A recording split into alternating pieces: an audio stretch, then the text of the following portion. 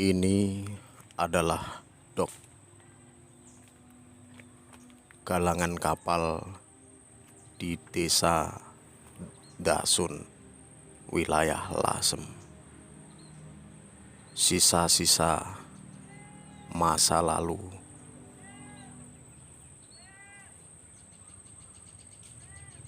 Ini masih ada kapal-kapal yang terpendam. Jumlahnya ada 7 titik yang sudah ditemukan satu. Tinggal 6 titik. Ya, 6 titik itu ada yang mengetahui tempatnya. Itu orang di lokasi itu. Yang namanya Pak Samino itu kalau mau pengen diangkat silahkan ketemu Pak Samino. Ada 7 Perkiraan besarnya kapal bro? kapal yang sudah ditemukan satu itu panjangnya 50, lebarnya 8. Jadi di kuwater gak mesin kuat. Kuwate malah wong siji, Pak iku dhewe nang warik. Inilah Pak Samino Noto Miharjo yang mampu mengangkat kapal berukuran 50 kali 8 meter dari kedalaman 3 meter. Berbekal dawuh dan bantuan dari salah seorang tokoh Gunung Lawu, Samino Noto Miharjo, berangkat seorang diri mengangkat kapal besar tersebut. Ya itu hanya keberuntungan gitu aja. Pertama diangkat berapa orang, Pak? Pertama itu 6 orang, tapi dimulai ya baru kedalaman 1 meter. Akhirnya tanah tadi kembali, lah terus diajak lagi untuk nganu apa istilahnya iuran lagi lah untuk biaya, pada nggak mau, akhirnya tak tenaga di sini. Ya karena itu bisa hanya keberuntungan awak. Ngangkat berarti jenengan piyambak. Saya Pakai alat apa dulu? alat tradisional, cuma aku pakai tambang sama pakai pipa bekas listrik dulu yang besi. Tak pakai rek yang 10 ton enggak kuat. Tak pakai rek yang 10 ton enggak kuat. Malah macet, tapi pakai itu malah bisa.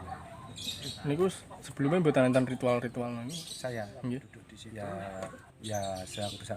Gimana kalau yang di dunia di luar orang lain itu kok bicara saya disuruh ngangkat, dia membantu, cuma gitu aja. Ada bantuan. Ya, Tahun pinten Pak? Dunia lain. lupa aku itu. Lupa. Karena kenapa aku sampai berani seperti itu? Pernah paman dia mengatakan kalau aku bisa ngangkat arep ngombe-ngombeku gitu.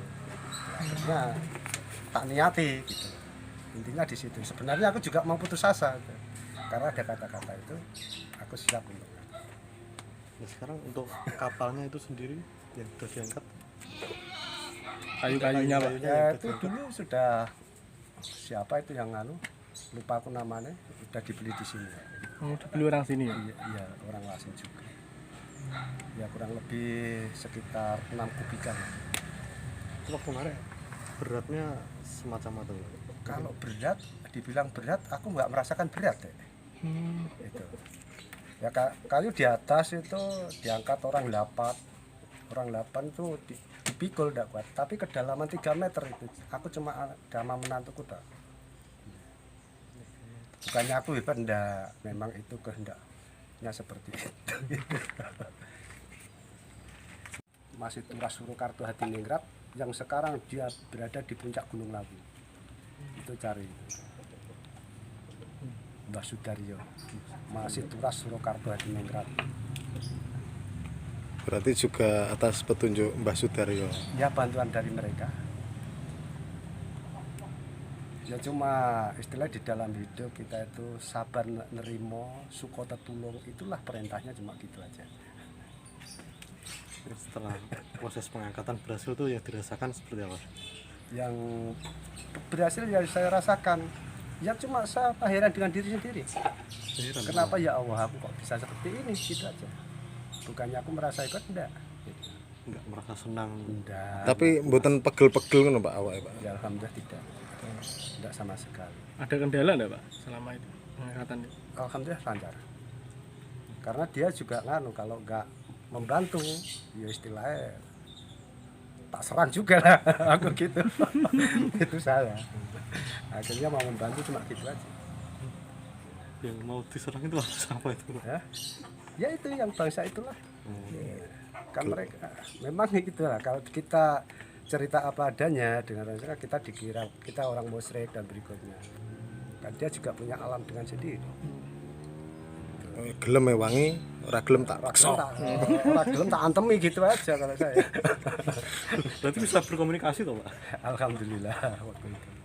Sampai sekarang masih bisa? Ya kalau kita kan nggak butuh apa-apa. Kan di mana tempat ada itu Mas. Iya, iya. Karena manusia belum tercipta, dia kan sudah ada.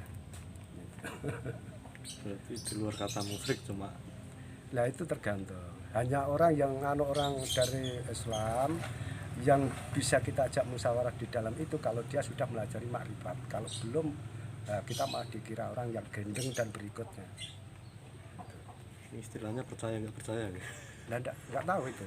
Jadi aku nggak mau ke arah yang itu. Gitu. Tapi kalau dia sudah melajari yang toreko ke makrifat, insya Allah bisa nyambung. Itu. Itu kan aku mengambil sejarah dari Gunung Lawu. Kenapa di Gunung Lawu itu di sana itu ada namanya Sendang Derajat. Nah itu siapa? Ciptaan dari Sunan Kalijogo waktu mau sholat duhur tidak ada air, dia tekannya dikecilkan menjadi sendang itu. Maka sebenarnya turun ku kabeh seumben nek katam Quran, kowe iku raketan anu wunduh nang kene supaya ilmu barokai. Wali Songo ngeblengke ilmu makrifat penutupe ngano yang Brawijaya kasebut Sunan Lawu. Tapi mereka tidak tahu sejarah itu. Kan kemusyrikan, yang Brawijaya kan sudah di alam yang beda, alam kok. Kenapa kok bisa diambil dan dia diangkat menjadi wali penutup termasuk Sunan Lawu gitu. Setelah proses pengangkatan berhasil yang dihubungi pertama kali sinten Pak? Saya Iya. yang dimaksud yang manusia tidak ada yang saya hubungi. Maksudnya aku wis berhasil. Enggak, proses. aku enggak pernah seperti itu. Karena sudah kayu itu istilahnya sudah naik. Semua orang sudah datang, Parjono, Pak Polisi sendiri datang. Nek kamu ambil silakan ambil tapi ganti rugi saya kan. Ganti rugi tenaga itu tadi. Iya kalau mau dia diambil namanya apa itu termasuk peninggalan sejarah dan ya. Kan gitu. Berarti saat itu yang ngerewangi nun sewu dalam tanda kutip itu tidak pasukan Lawu tidak sempat turun Pak. Cukup yang di sini saja itu nggih. Alhamdulillah selaman sih ngerti pasukan laut belum sama. Iya, belum sampai itu. Gitu.